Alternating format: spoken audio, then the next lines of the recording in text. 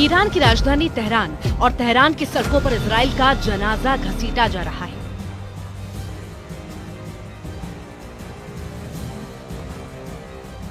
Iran में Israel को पूरी तरह खत्म करने की कसम खाई जा रही है।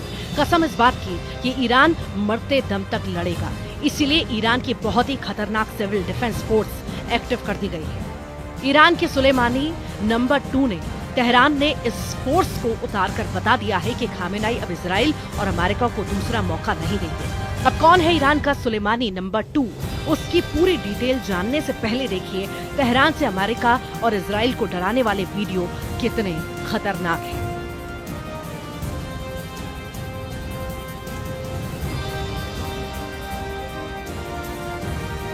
इजराइल और अमेरिका के झंडों में लिपटे ये जनाजे नेतन्याहू और डोनाल्ड ट्रंप को दिखाने के लिए तैयार किए गए हैं। खामेनेई की तरफ से मैसेज साफ है, ईरान पर हमला हुआ तो नेतन्याहू और डोनाल्ड ट्रंप को तेल अवीव और वॉशिंगटन डीसी से ऐसे ही असली वीडियो मिलेंगे। ये ईरान की पैरामिलिट्री फोर्स बसिज है। ये फोर्स तक पूरी तरह एक्टिव की जाती है जब ईरान पर सबसे ज्यादा खतरा मंडराता है, और अब तेहरान में बसिज का इस तरह की परेड निकाला जाना बता रहा है कि ईरान अब आर पार के मूड में है। उसके सामने बस 2 सबसे बड़े दुश्मन हैं, ट्रंप और नेतन्याहू के पुतले बता रहे हैं ईरान अब अपने दुश्मनों को क्या सजा देना चाहता है।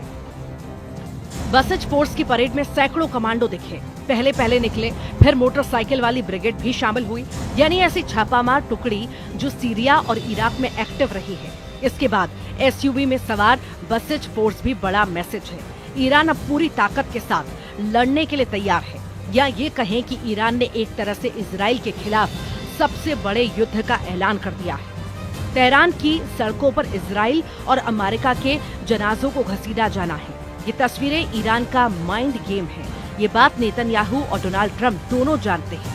अमेरिका और इजराइल में ही नहीं, ये वीडियो अब कई देशों में चर्चा का मुद्दा बन चुका है।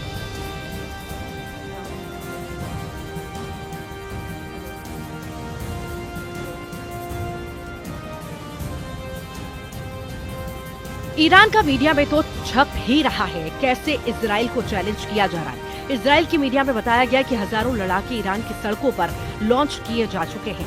फ्रांस की मीडिया में देखिए, ईरान की बसिज फोर्स में महिलाओं की AK-47 के साथ तस्वीर जारी की गई। वहीं चीन की मीडिया भी बता रही है कि ईरान में बसिज फोर्स को एक्टिव कर दिया गया है।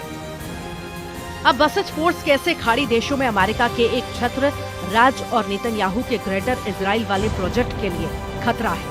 इसे समझने के लिए खामेनेई की इस इमरजेंसी फोर्स को बहुत गहराई से समझने की जरूरत है, क्योंकि खामेनेई बसिज फोर्स को तभी एक्टिव करते हैं जब ईरान पर खतरा बहुत ज्यादा होता है और ईरान के दुश्मन उस पर हावी होने लगते हैं। सीरिया में बशर अल असद का तख्ता पलट और जुलानी का राजधानी दमिश्क पर कब्जा ईरान की बहुत बड़ी हार मानी जा रही है, और अब लेबनान से लेकर तेहरान तक ये महसूस किया जा रहा है कि इजराइल ने ईरान को हराने के लिए सबसे बड़े युद्ध की शुरुआत तक कर दी है।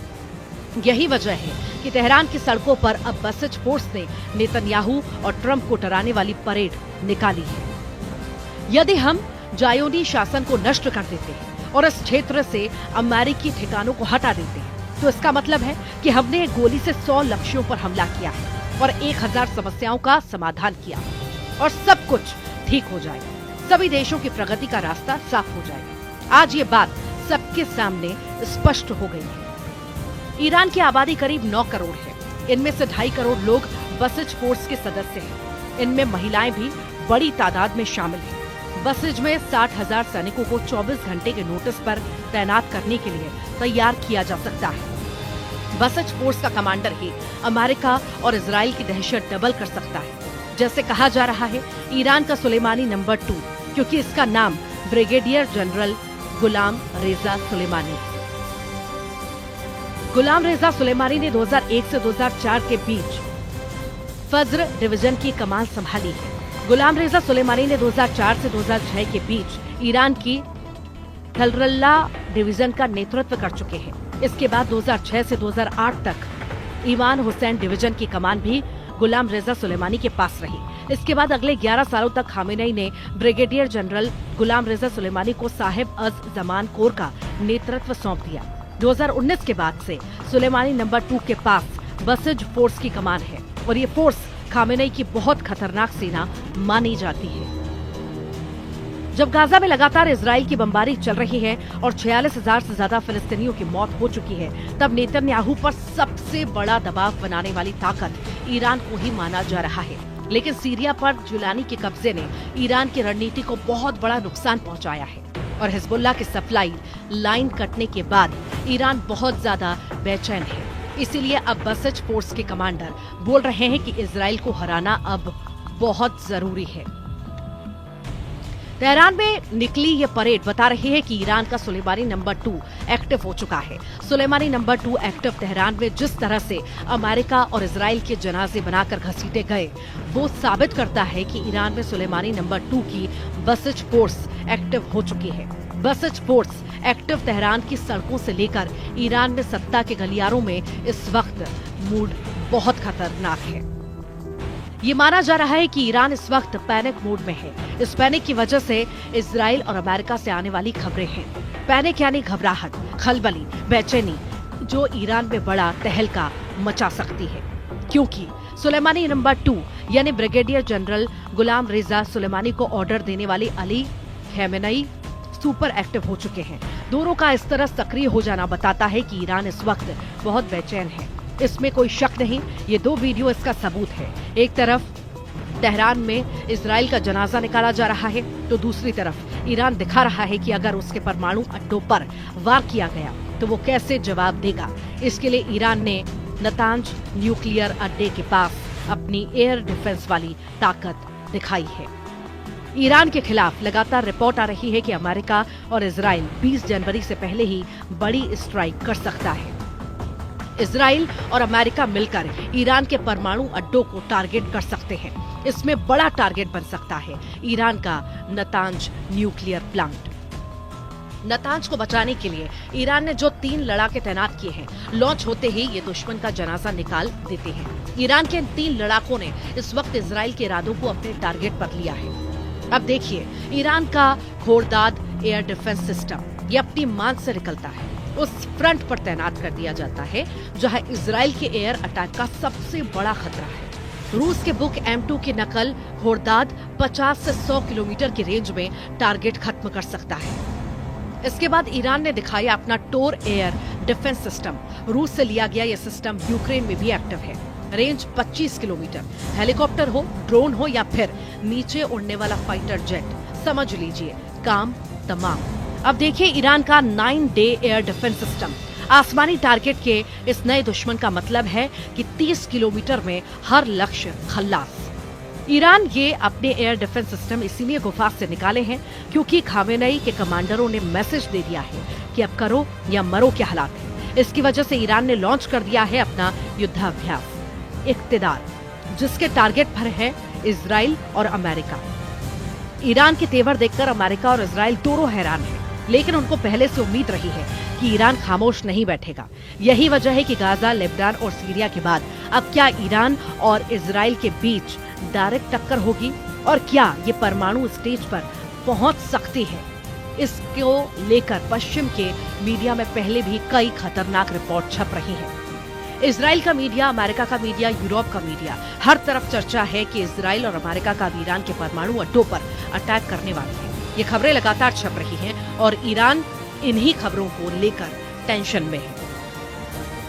लेकिन 2025 की शुरुआत में अगर इजराइल या अमेरिका ने ये कदम उठाया तो समझ लीजिए कि एक और बड़े युद्ध में पूरे साल को झोंक दिया जाएगा और फिर पूरी दुनिया इस बात की गारंटी ईरान भी देगा और साथ में ईरान का साथ देने वाले देश यानी पुतिन, शी जिनपिंग और किम जोंग उन पूरे यूरोप और अमेरिका पर टूट पड़ेंगे। ईरान के परमाणु अड्डे पर हमले का मतलब है वर्ल्ड वॉर। ईरान ये वार्निंग बार बार दे चुका है। तेहरान में निकली बसिज की परेड बता रही है कि ईरान को गंभीरता से लेना होगा, क्योंकि अगर ईरान की चेतावनी को हल्के में लिया गया तो नेतन्याहू और ट्रंप की युद्ध वाली आंकड़ेबाजी बहुत बड़ा ब्लंडर साबित हो सकती है। ईरान का जवाब बहुत बड़ा युद्ध होगा। इसकी वार्निंग ईरान बार बार दे रहा है और दूसरी तरफ नेतन्याहू की एयरफोर्स बता रही है कि वो ऐसा मिशन किसी भी वक्त अंजाम दे सकती है। नेतन्याहू ने भी इससे कभी इनकार नहीं किया। यही वजह है कि इजराइल और ईरान के बीच तनाव बहुत ज्यादा है। ईरान की फौज 24 घंटे युद्ध की तैयारी में लगी हुई है और अब उसने अपने एयर डिफेंस सिस्टम उन परमाणु अड्डों पर तैनात कर दिए हैं जहां इजराइल का हमला हो सकता है। खबर यह है कि इजराइल ने ईरान के नतांज परमाणु अड्डे को अपने टारगेट पर लिया है। नेतन्याहू बहुत जल्द में और वो ईरान के इस परमाणु अड्डे को अपने एटम बस्टर बम से पूरी तरह दबा कर देना चाहते हैं। नेतन्याहू अब सिर्फ डोनाल्ड ट्रंप के ग्रीन सिग्नल का इंतजार कर रहे हैं। ईरान के पास अभी एटम बम है या नहीं, ये बात पुख्ता तौर पर अमेरिका भी नहीं जानता, लेकिन इजराइल के पास एटम बम है, इससे कोई इनकार नहीं करता। दावे के मुताबिक आज की तारीख में इजराइल के शांत रेगिस्तान में नेगेव परमाणु रिसर्च सेंटर है, जहां ताकतवर हथियार बनने का काम किया जाता है। Stockholm International Peace Research Institute के मुताबिक इजराइल के पास करीब 90 परमाणु बम हैं, जो पूरे पश्चिमी एरिया को पिघली हुई रेत में तब्दील कर सकते हैं। अब तक ईरान की नीति साफ है कि वो परमाणु बम नहीं बनाएगा। ईरान के सर्वोच्च नेता अली खामेनेई भी इसे बार बार दोहरा चुके हैं, लेकिन अब खतरा ईरान के परमाणु अड्डों को है। सवाल है कि क्या खामेनेई अपनी नीति बदलने पर मजबूर हो जाएंगे, क्योंकि खामेनेई के सलाहकार ने ऐसा इशारा किया है कि अगर ईरान के अस्तित्व पर खतरा पैदा हुआ तो वो अपनी परमाणु नीति बदल सकता है। गाजा में बमबारी के दौरान इजराइल के एक मंत्री ने परमाणु बम इस्तेमाल करने की भी सलाह दी थी, जिसके बाद में नेतन्याहू ने खारिज कर दिया। लेकिन इसी बयान से साफ हो जाता है कि इजराइल जिस बम को छुपाने की कोशिश कर रहा है वो भी दुनिया के लिए बड़ी तबाही की वजह बन सकता है। वहीं ट्रंप की शपथ से पहले चीन ने भी ईरान के उस परमाणु समझौते को फिर से जिंदा करने का समर्थन किया है, जिसे ट्रंप ने अपने पहले कार्यकाल में डस्टबिन में डाल दिया था। JCPOA समझौते 10 साल से अधिक की कठिन बातचीत के बाद हुआ और सुरक्षा परिषद द्वारा अनुमोदित किया गया। ये आज भी सबसे अच्छा विकल्प है और राजनयिक माध्यमों से ईरानी परमाणु मुद्दे को हल करने के लिए सभी पक्षों के लिए सबसे बड़ा आम विभाजक है।